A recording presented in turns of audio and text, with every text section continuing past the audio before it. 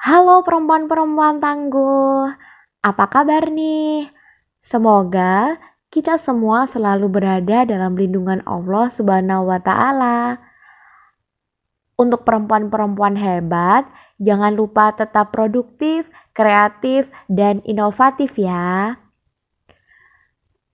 Sepertinya kita sudah lama tidak bersua dalam media. Rasanya sangat rindu deh untuk menyapa sahabat-sahabat media. Oh ya, pada video kali ini aku akan sedikit membahas terkait dengan isu-isu yang sedang gempar. Terutamanya akan membahas isu-isu yang rentan terhadap perempuan. Yuk kita diskusi bareng. Perempuan adalah sosok yang dimuliakan.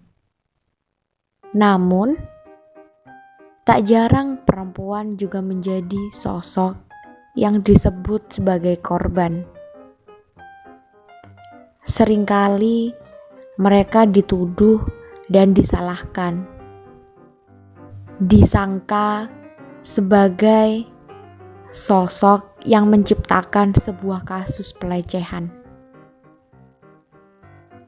Pelecehan seksual adalah perilaku yang tidak sewajarnya. Hal ini sangatlah mengganggu dan juga memberikan dampak yang besar bagi orang lain. Pelecehan seksual dapat dialami oleh siapapun, baik itu laki-laki maupun perempuan. Bahkan, pelecehan seksual juga dapat terjadi kapanpun, dimanapun, dan dalam bentuk apapun.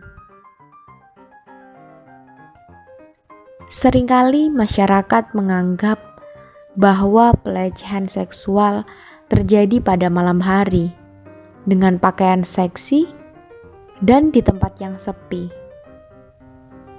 Namun, realita mengatakan bahwa pelecehan seksual banyak yang terjadi pada siang hari. Terkait dengan kostum atau pakaian yang dikenakan, pelecehan seksual juga kerap dialami oleh orang yang berpakaian panjang dan rapi. Hal ini terjadi karena pelecehan seksual tidak memandang atribut apa yang dikenakan. Lain daripada hal itu, pelecehan seksual juga tidak terjadi di tempat yang sepi saja. Namun, saat ini banyak kasus pelecehan seksual yang terjadi di tempat umum. Hal yang perlu kita ketahui bahwa terdapat beberapa bentuk pelecehan seksual, yakni pelecehan fisik, pelecehan lisan, pelecehan visual, pelecehan nonverbal, dan pelecehan psikologi. Pelecehan fisik terjadi pada sentuhan yang tidak diinginkan yang mengarah ke perbuatan seksual. Misalnya, menepuk, memeluk, mencium, mencubit, mengelus, dan sejenisnya. Sementara, pelecehan lisan terjadi karena ucapan verbal yang tidak diinginkan tentang kehidupan pribadi atau bagian tubuh yang sensitif. Misalnya, seseorang mengatakan penampilan yang berbau seksual,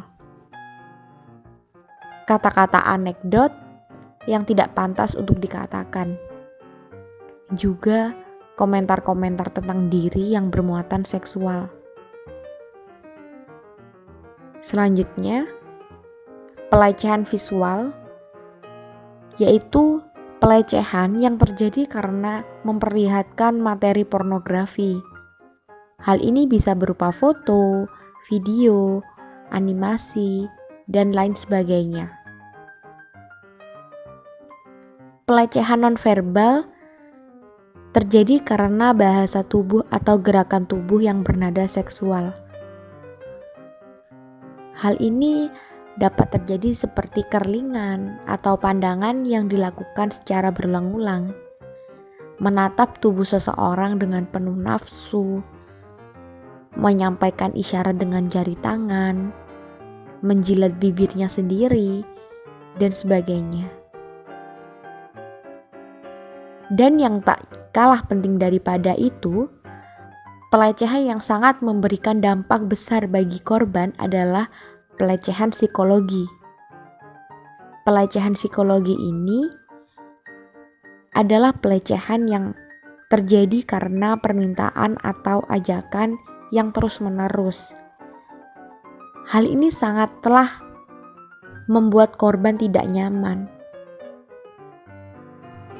Hal ini terjadi misalnya penghinaan, pencemaran nama baik berbau seksual, dan juga ajakan kencan yang tidak diinginkan setiap hari dan berulang kali.